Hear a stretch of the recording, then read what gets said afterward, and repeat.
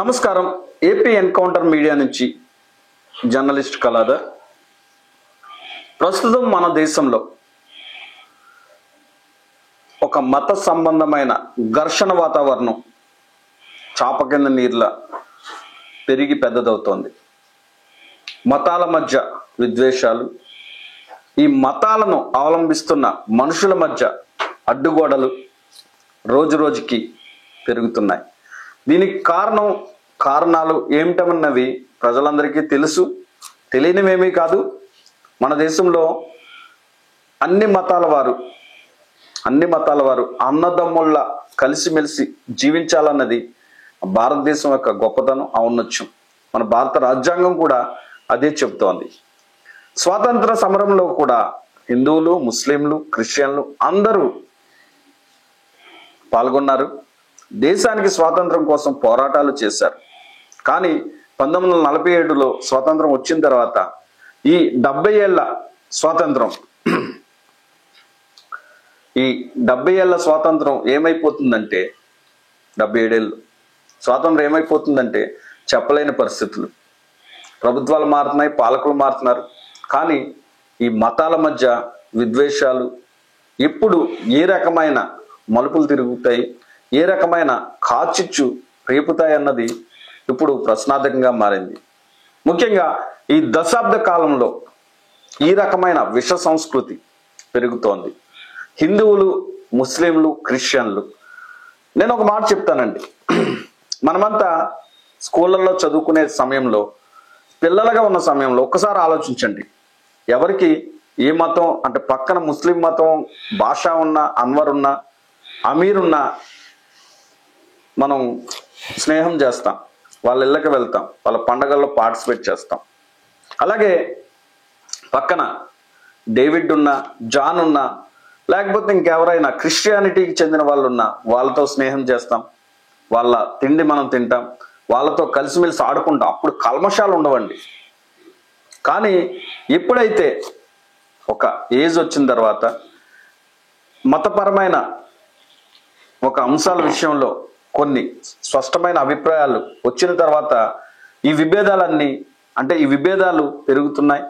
మనుషుల మధ్య గోడలు కడుతున్నారు. దీనికి కారణం ఏంటంటే మన దేశంలో రాజకీయాలు. ఈ రాజకీయ నాయకులు చేస్తున్న ఈ దుష్ట రాజకీయం వల్ల మన దేశంలో మనుషుల్లా బతికే పరిస్థితి లేకుండా పోయింది. ఇక ఈరోజు టాపిక్ అంటే ఇదంతా నిజాలైనా చెబుతూ ఉంటే కొంతమందికి ఇష్టం లేకపోవచ్చు, కానీ ఇవన్నీ నిజాలు. ఒకసారి ఆలోచించండి ఫ్రెండ్స్. మన స్కూల్ ఏజ్లో మనం ఏ విధంగా మన ఫ్రెండ్స్తో ఉన్నాము, ఇప్పుడు ప్రస్తుతం ఉన్న సమాజం ఏ విధంగా ఉంది, మన దేశంలో మతాల మధ్య ఘర్షణలు ఎందుకు వస్తున్నాయి, ఇవన్నీ ఒకసారి ఆలోచించండి. ఈరోజు టాపిక్ ఏంటంటే, మన స్టూడియోలోకి రెవరెండ్ నెల్సన్ బాబు గారు వచ్చారు. ఆయన ఒక సీనియర్ పాస్టర్ గారు. క్రైస్తవ సమాజంలో ఆయన సుదీర్ఘకాలం సేవలు అందించారు. ఈ సమాజానికి మంచి చేయాలని చెప్పి ఆయన తపన పడ్డారు. ఆయన ఒక మతానికి చెందిన వ్యక్తే కావచ్చు, కానీ ఈ సమాజం బాగుండాలి, ఈ దేశం బాగుండాలి, ఈ సమాజంలో శాంతి పరిడి వెళ్ళాలి, శాంతి సమైక్యాలు ఉండాలి అని చెప్పి కోరుకునే వ్యక్తుల్లో ఆయన ఒకరు. ఆయనతో ఈరోజు మనం ఒక ఇంటర్వ్యూ చేయబోతున్నాం. సార్ నమస్తే అండి. నమస్తే సార్. సార్, ఈరోజు మిమ్మల్ని మేము సూటిగా కొన్ని ప్రశ్నలు అడగదలుచుకున్నాము. మీరు క్రిస్టియానిటీలో చాలా సుదీర్ఘకాలం సేవలు అందించారు ప్రజలందరికీ. మతాలతో సంబంధం లేకుండా కూడా మీరు సేవలు అందించారు. చర్చిల్లో మీరు ఉపన్యాసాలు చేసి ఉండొచ్చు. చర్చిల్లో అందరినీ ఒక సన్మార్గంలో నడిపించడానికి మీరు బోధనలు చేసి ఉండొచ్చు. కానీ ప్రస్తుతం మన దేశంలో క్రైస్తవ మతం మీద జరుగుతున్న దాడి ఏ విధంగా ఉంది అనుకుంటున్నారు మీరు? ఈరోజు ఈ యొక్క మత సామరస్యం అనేటువంటి పదం ఎక్కడ వినబట్టలేదు. ఈ భారతదేశం అనేక వందల మతాలకి పుట్టినిల్లు. ఏదో ఒక మతానికి కాదు, అనేక వందల మతాలకి. ఈ భారతదేశంలో మరి దక్షిణ భారతదేశం, ఉత్తర భారతదేశం అని మనం విడగొట్టుకుంటే ఈ యొక్క కల్చరల్ డిఫరెన్సెస్ ఉన్నాయి. ఏం జరుగుతుందంటే ఉత్తర భారతదేశంలో ఎక్కువగా ముస్లిమ్స్, హిందువులు ఎక్కువగా ఉంటారు. దక్షిణ భారతదేశం వచ్చేసరికి క్రైస్తవులు ఎక్కువగా ఉంటారు. ఇప్పుడు కేరళ తీసుకుంటే కనుక 30%, 30% క్రైస్తవులు ఉంటారు. అలాగే ఆంధ్రప్రదేశ్లో ఒక 10% ఉంటారు, పైకి కనపడరు. ఎందుకంటే ఈ ఆంధ్రప్రదేశ్లో క్రైస్తవులుగా మతాంతీకరణ చెందినటువంటి వారు ఎక్కువగా ఈ నిమ్న జాతి లేదా దళిత జాతికి చెందినటువంటి వారు. అందువల్ల ఇక్కడ కూడా చాలా జనాభా ఉంటుంది. ఎస్సీ సర్టిఫికెట్ కోసం ఎక్కువ మంది మరి ఎస్సీ హిందూ అనే సర్టిఫికెట్ పెట్టుకుంటారు. కానీ దేర్ ఆర్ వర్షిప్పింగ్ క్రిస్టియన్స్. అందుచేత దక్షిణ భారతదేశంలో చాలా ఎక్కువగా క్రైస్తవ విశ్వాసం ఉంటుంది. ఇలాంటి సందర్భంలో అందరూ అన్ని రకాల మతాలు ఉన్నాయి ఇక్కడ. మేము కొంచెం స్టడీ ఆఫ్ రిలిజియన్స్ నాకు సబ్జెక్ట్. నాకు రిలిజియన్స్ ఫిలాసఫీలో ఫిలాసఫీ ఆఫ్ రిలిజియన్ అని ఉంటుంది. మనం దీన్ని గమనించినట్టయితే భారతదేశం అన్నిటిని ఆహ్వానించింది. కానీ ఇప్పుడు ఈ రోజుల్లో కొన్ని సంస్థలు, అది ఆర్ఎస్ఎస్ కావచ్చు, దానికి కొన్ని అనుబంధ సంస్థలు చాలా ఉన్నాయి. బజరంగ దళని, లేకపోతే విశ్వ హిందూ పరిషత్ అని, ఇక రకరకాల పేర్లతో పెట్టుకున్నారు. వాళ్ళు పెట్టుకుని అన్య మతస్థుల మీద దాడులు భౌతికంగా చేస్తున్నారు, సిద్ధాంతపరంగా చేస్తున్నారు, దోషంలో చేస్తున్నారు. ఇలా జరుగుతుంది. నేను 66 చిన్నప్పుడు నేను చూసింది ఏంటంటే ఎంత విద్వేష భావాలు లేవు అప్పుడు. ఎక్కడో ఉండేదేమో కానీ జనరల్గా మొత్తం త్రూఅవుట్ ఇండియా అందరూ కూడా సామరస్యంగా జీవించడం జరిగింది. అయితే ఇప్పుడు ఎందుకు ఇది వచ్చింది, ఈ విద్వేషం ఎందుకు వచ్చింది, ఎందుకు దీన్ని బాగా ఎంకరేజ్ చేస్తున్నారు? ఒకటేమో రాజకీయ ఎజెండా, పొలిటికల్ ఎజెండా ఉంది.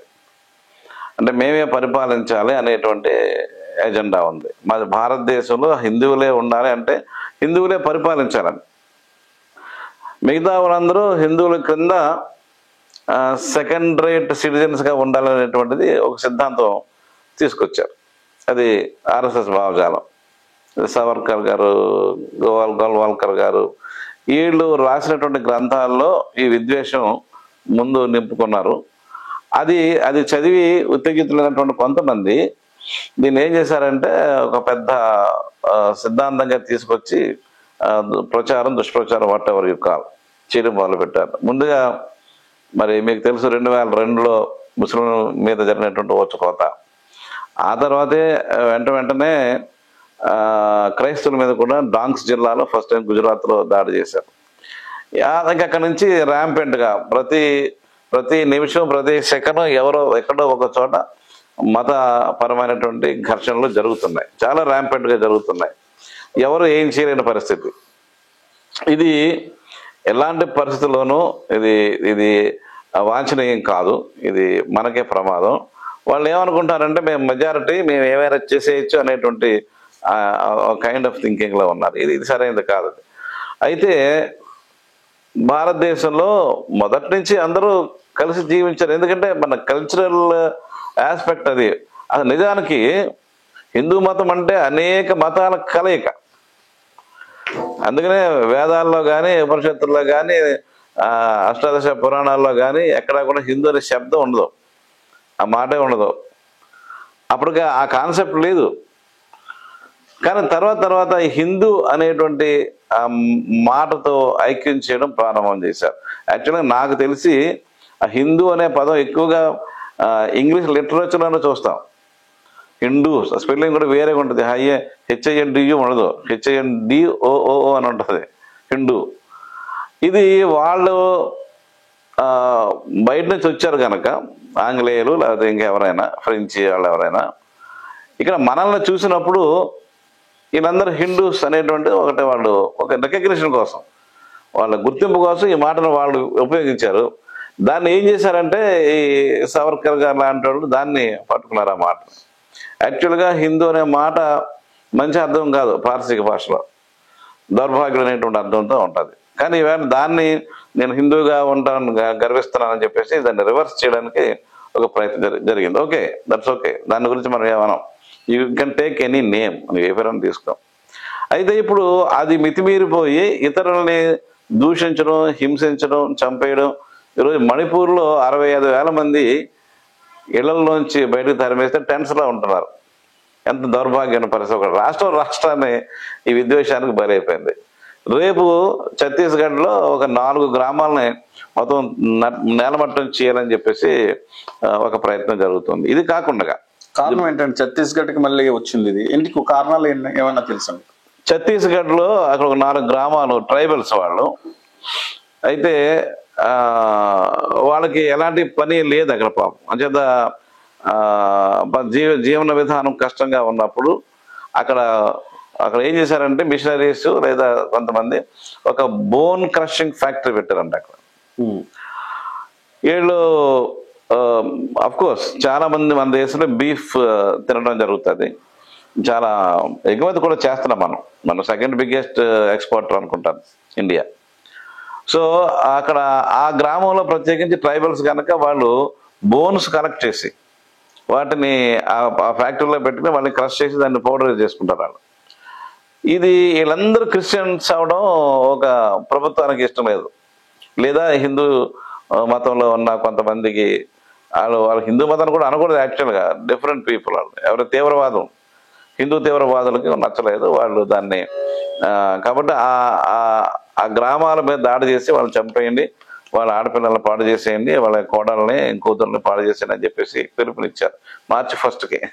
అంటే ఇలాగా లాస్ట్ టైం మనం చూసాం 2009 అనుకుంటాను, 8 ఒరిస్సాలో కూడా ఇలాగ దాడులు చేశారు. ఇది అనవసరం. ఇది ఒక వ్యక్తి తన మతం అంటే ఏంటి? మతికి ఇష్టమైంది మతం, మనసుకు నచ్చింది మతికి ఇష్టమైంది మతం. అభిమతం అంటాం, సమ్మతం అంటాం. మతం అంటే అది. అంచేత ఒక్కొక్క ఇష్టం అవుతుంది.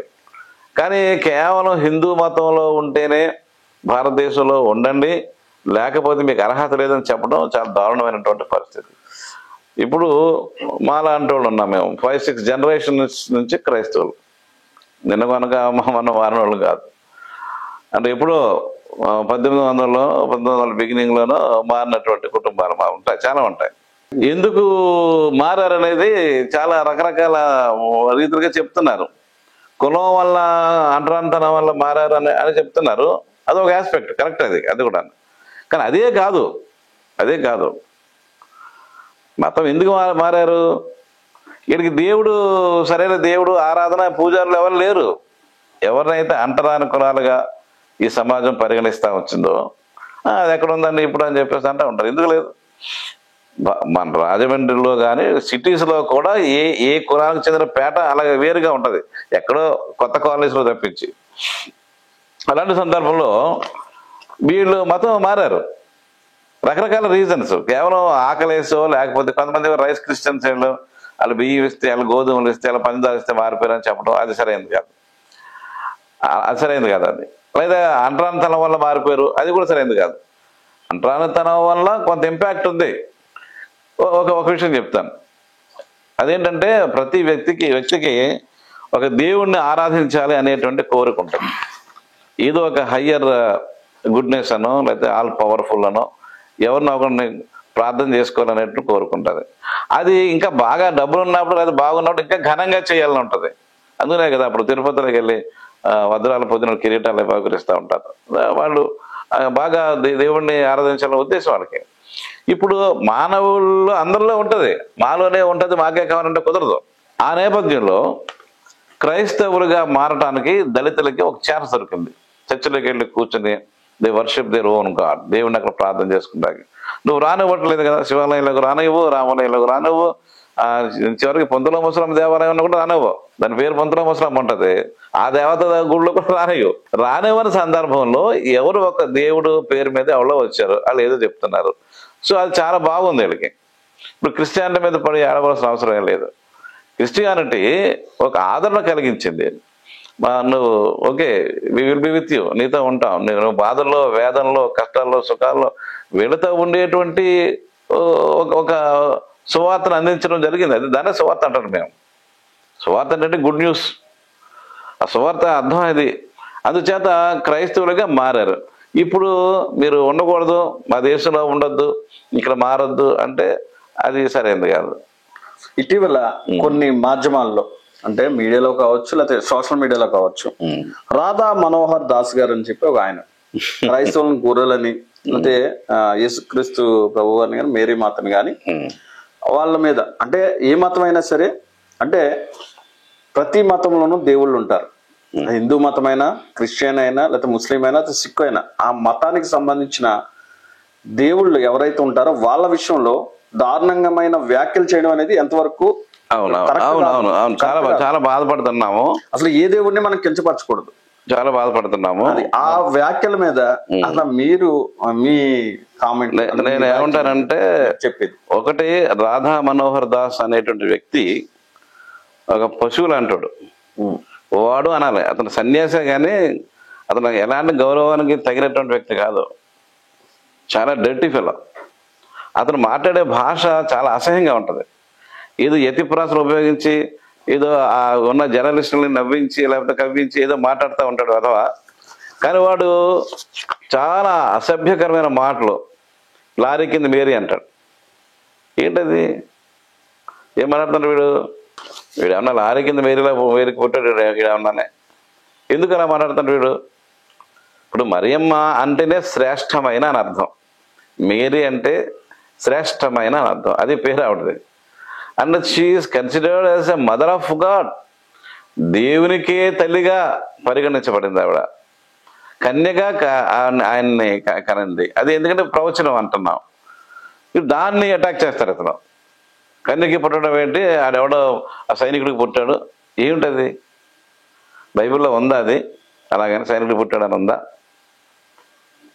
అది ఇప్పుడు ఈవేళ భూప్రపంచం మీద 600 కోట్లు జనాభా ఉంటే 200 కోట్లు పైన క్రైస్తవులుగా ఉన్నారు. అన్ని భాషల్లో దాదాపు 2000 భాషల్లో బైబిల్ ఉంది. అందరికీ ఈ స్టోరీ తెలుసు. అందరికీ నువ్వేం మాట్లాడుతున్నావు? నువ్వు ఒక హిందువు కావచ్చు, లేకపోతే నువ్వేదో ఇస్కాన్లో ఉండొచ్చు. ఇస్కాన్ అంటే ఏంటి అసలు? ఇస్కాన్ అంటే నీకు అర్థం తెలుస్తుంది నీకు అసలు? నీ పేరులో రాధా ఎందుకు ఉంది అసలు? వీడి పేరులో రాధా ఉంటుంది. ఇస్కాన్ యొక్క సిద్ధాంత ప్రకారం ప్రభుపాదుల వారు ఆయన ప్రతిపాదించింది ఏంటంటే, కృష్ణుడు పురుషుడు, మనం అందరం స్త్రీలు, మానవులందరూ స్త్రీలు ఆయనకి. కాబట్టి ఆయన భక్తులు ఉన్నప్పుడు ఆయనతో లవ్, కృష్ణుడితో లవ్లో ఉంటారు ఇస్కాన్ వాళ్ళు. అంటే భక్తిలో ప్రేమతో ప్రేమ. అసలు భక్తి అంటేనే లవ్ డివోషన్ అంటాం. మామూలుగా అర్థం ఏంటంటే భక్తి మీన్స్ లవ్ డివోషన్. ఇంగ్లీష్ లో అర్థమని చెప్తాం డెఫినేషన్. అలాంటప్పుడు అయితే ఇది రాధా కృష్ణుల భక్తి వేరు. ఇది ఒక స్త్రీ పురుషుల మధ్య ఉండే కాంజుగల్ రిలేషన్షిప్ అంటాం. వైవాహిక సంబంధం లాంటిది సెక్షువల్ రిలేషన్షిప్ అంటాం. అలాంటి సంబంధంతో కూడినటువంటి రిలేషన్షిప్ రాధకి కృష్ణుడికి. నువ్వు అలాంటి పేరు పెట్టు, ఆడదాని పేరు పెట్టుకున్నావు నువ్వు. అసలు సిగ్గుందా నీకు అసలు? సిగ్గుందా నీకు అసలు? నీకు ఎంత భయంకరంగా మాట్లాడతాను. ఒక దైవాన్ని పట్టుకుని, కోట్లాది మంది దైవంగా కొలుస్తున్నటువంటి యేసు ప్రభువును పట్టుకుని, మరియమ్మను పట్టుకుని నువ్వు ఏం మాట్లాడుతున్నారు? నువ్వు ఎంత నీచుడు నువ్వు! కనీసం తోటి వ్యక్తిని కూడా గౌరవించలేంటూ దుర్మార్గత అనేది. భారతదేశంలో 300 మిలియన్లు 30 కోట్ల మంది దళితులు ఉన్నారు ఇక్కడ. దాంట్లో ఇంచుమించు ఒక 60-70% క్రైస్తవులే ఉంటారు దళితుల్లో. ఇంతమంది నువ్వు నివసిస్తున్న దేశంలో నీ తోటి వాళ్ళు, పొరుగు వాళ్ళు క్రైస్తవులుగా ఉంటుంటే వారి దేవతలను, వారి దేవుళ్ళని నువ్వు వివరిస్తావా?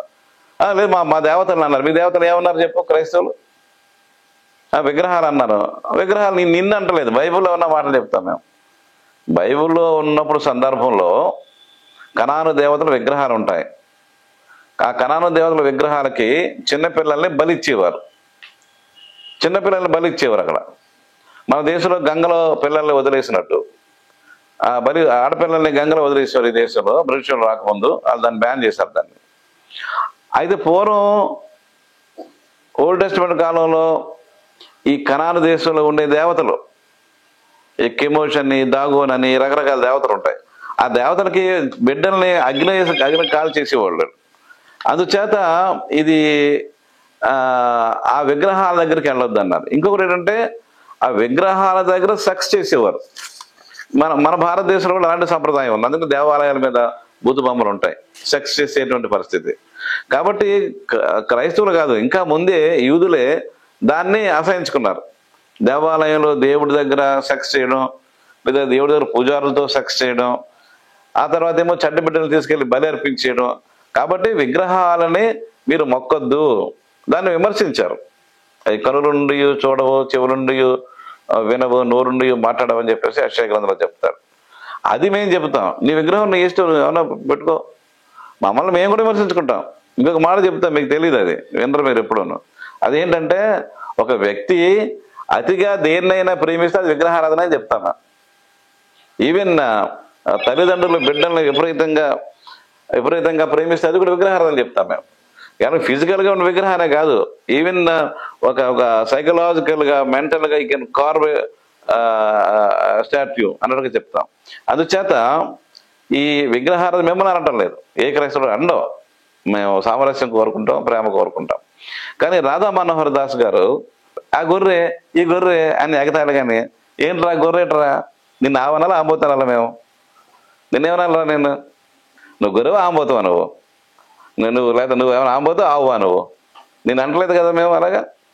ఎప్పుడైనా అన్నారా ఎవరైనా? ఏ క్రైస్తవుడైనా మీరు ఆవులు, మీరు గోమాత అంటారు, మీరు ఆవులు అని చెప్పి ఎంత అసహ్యంగా చేస్తారు. వీళ్ళ దేశం పరుగు పోతుంది. ఆవు ఉచ్చపోతుంటే తాగేస్తున్నారు పట్టుకుని, ఆవు పేడేస్తుంటే తింటున్నారు. ఎంత అసహ్యంగా ఉంటుంది చూడడానికి. ఇలాంటి పనులు చేసిన మేము ఎప్పుడు అనలేదు, అనం కూడా, మాకు అనవసరం అది. విశ్వాసాలు వాళ్ళవి, ఎవరు నమ్మకాలు వాళ్ళే, ఎవరి విశ్వాసం వాళ్ళదే.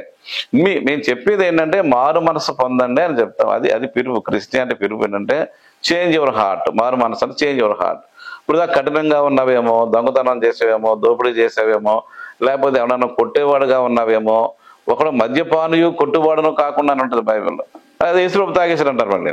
అంటే నోటికి వచ్చింది బైబిల్లో వక్రీకరించి మాట, నీకు ఏం వస్తుంది? నీకు అది ఏం రాదు. అది రాధా మనోహర్ దాస్ని ఖండిస్తున్నావు, నీ బుద్ధి మార్చుకోవాలి, నువ్వు ఇలా ఉండటం అనేది తప్పది, అసహ్యంగా. మరి మేరీనేమో తల్లి మరి ఏమో వేరేగా మాట్లాడడం, తర్వాత గొర్రెలు అని చెప్పేసి అనడం అనేటువంటిది మంచిది కాదు, అది తప్పు. అది నీవు ఒక సన్యాసి అన్నావుడు. ఎంత సన్యాస ఆశ్రమం ఏంటిది? హిందూ మతంలో ఉండి ఈ 4 ఆశ్రమాలు ఉంటాయి. ఈ 4 ఆశ్రమాలు చివరి ఆశ్రమం వానప్రస్థ సన్యాసము కదా.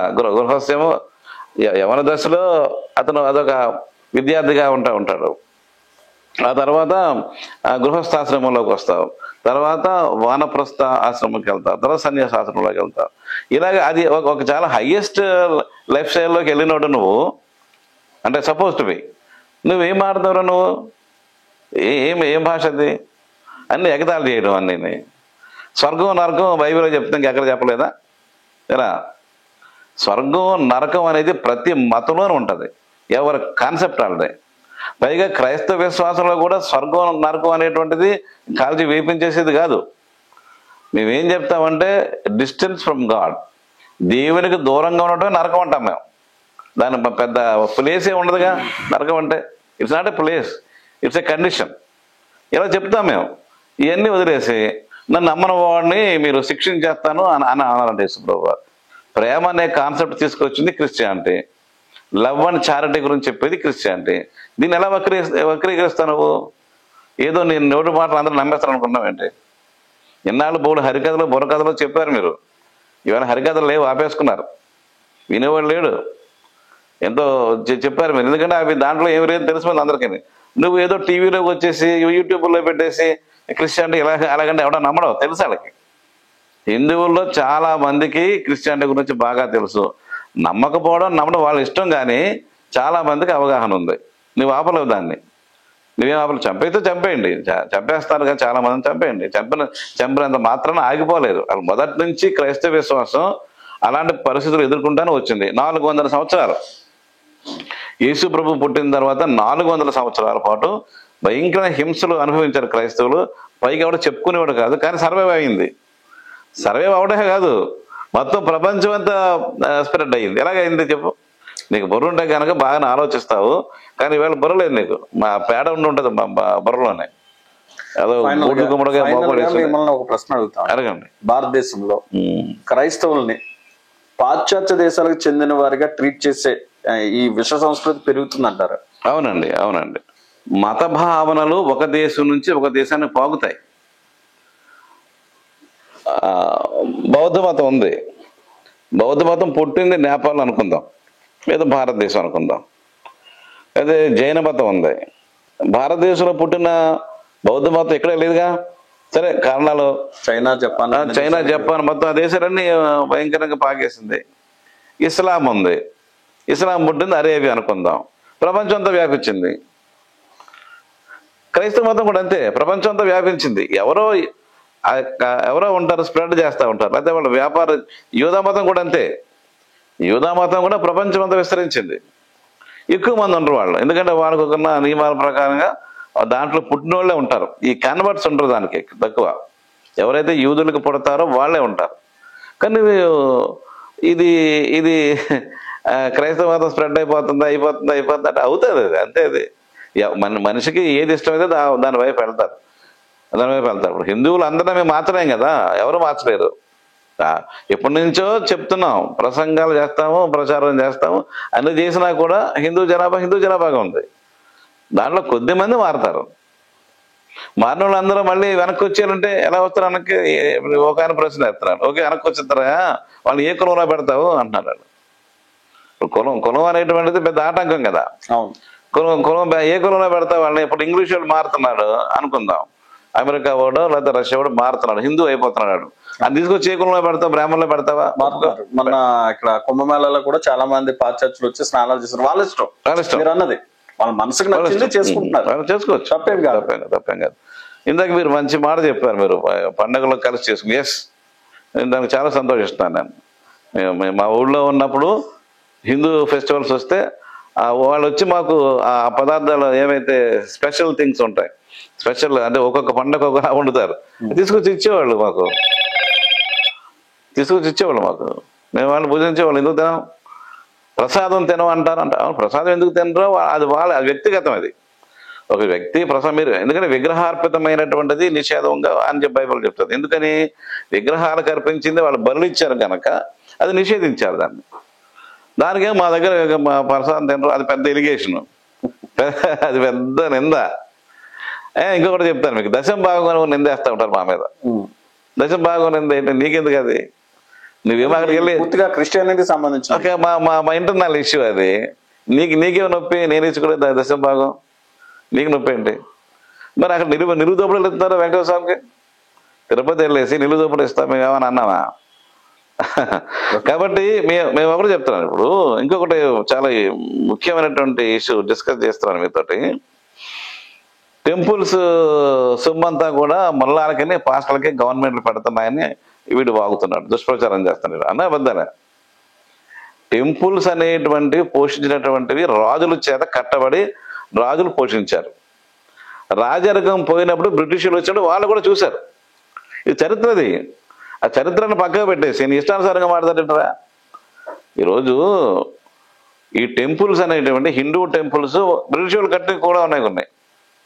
అయితే రిపేర్ చేసిన వదిలేస్తే ఎవెండెంట్ టెంపుల్స్ వాళ్ళు రిపేర్ చేస్తే మళ్ళీ అక్కడ పూర్వవైపు తెచ్చుకున్నారు. అక్కడ తిరుపతి టెంపుల్ కూడా అంతే. ఇట్ కమ్స్ అండర్ గవర్నమెంట్ నుంచి కావాలంటే వేరు చేసుకోండి, మీరు కట్టుకోండి. ఈరోజు ప్రతి కార్నర్లో చిన్న కార్నర్ ఉంటే చాలు, చిన్న టెంపుల్ ఒక బ్రాహ్మణుడు కట్టేసి అక్కడ కూర్చుంటా ఉంటాడు. అక్కడ పెద్ద ఇన్కమ్ రాదు పాపం, అక్కడ కూర్చుంటాడు. అది నిజంగా ట్రాఫిక్ చాలా ఆటంకం. ఎదురొచ్చి బండి కనపడదు మనకి, కానీ ఎవరు ఏమనరు, మేము కూడా ఏమనలేము. నానంటే ఎవడైనా ఎప్పుడైనా ఇదేంటి ఇలా ఉందంట. రోడ్డుకి అడ్డంగా కడతారు టెంపుల్స్, చిన్న టెంపుల్స్. మరి మేము ఎప్పుడు అబ్జెక్ట్ చేయలేదు, ఏ పౌరుడు అబ్జెక్ట్ చేయలేదు మమ్మల్ని. దశమ భాగాలు ఎంతమంది ఇస్తారు చర్చిలో? చర్చిలకు వచ్చే వాళ్ళలో 90% మంది పేదలే, దళితులు బాగుపడినెవరు కదా. ఈ దేశంలో ఉన్న మిగిలిన కులాలు దళితుల్ని బాగుపడినెవరో అది మనుధర్మ శాస్త్రంలో ఉందో ఎక్కడ ఉండి చచ్చిందో మాకు తెలియదు, కానీ మొత్తానికి దళితులు మాత్రం బాగుపడినెవరు. ఎన్ని రిజర్వేషన్స్ ఉన్నా ఎన్నున్నా కూడా బాగుపడినెవరు. అలాంటి సందర్భంలో ఆడు ఏదో చేసుకుంటాడు, ఏదో మొక్కుకుంటాడు. దశమ భాగాలు ఇచ్చే అవకాశమే లేదు ఆడికి, అది దగ్గర ఉండదు. ఎవరు అయితే ఎంప్లాయీస్ ఉన్నారో లేకపోతే కొంచెం కలిగిన వాళ్ళు ఆ పాపం ఆ భక్తి కొద్దీ దేవుని దయ వల్ల నాకు ఈ మేలు జరిగిందని దశమ భాగం ఇస్తే ఇవ్వచ్చు. అందరూ ఎవరు? ఒక చర్చిలో 100 మంది ఉంటే ఓ 3, 4, 5 ఇస్తే గొప్ప. అంటే 95 మంది ఎవరో ఒక 5 ఇస్తారు దశమ భాగం అనేటువంటి. దానికి ఇదే వేడుపురా మీరు, ఇదేం గోలరా? నువ్వు వెంకటేశ్వర స్వామి దగ్గర దిగదుర్పు గురించి ప్రశ్నించవు. శాంతి, ఆడపిల్ల పడితే శాంతి అంటారు. చాలా ఎక్కువ సొమ్ములు. నాకు తెలుసు ఒక డ్రైవర్ కుర్రాడు మా దగ్గర ఉండేవాడు, పాపం వాళ్ళ తోడు ఎవరో ఆడపిల్ల పుట్టిందని శాంతికి 10,000 డిమాండ్ చేశారు పూజారి, బ్రాహ్మణ పూజారి. నేను ఆశ్చర్యపోయాను. మేము మా దగ్గరకు వచ్చి ఒక 100 రూపాయలు 50 రూపాయలు కానుక ఇస్తే మేము చాలా సంతోషించేస్తాం. మేము అది కానుకలు అంటాం మేము. మరి 10,000 రూపాయలు డిమాండ్ ఏంటి? ఆడపిల్ల పుడితే ఆడతప్ప మరి శాంతి చేస్తావా నువ్వు? కానీ మేము ఏం అనవా దాన్ని. అది మీ నమ్మకం ఇది.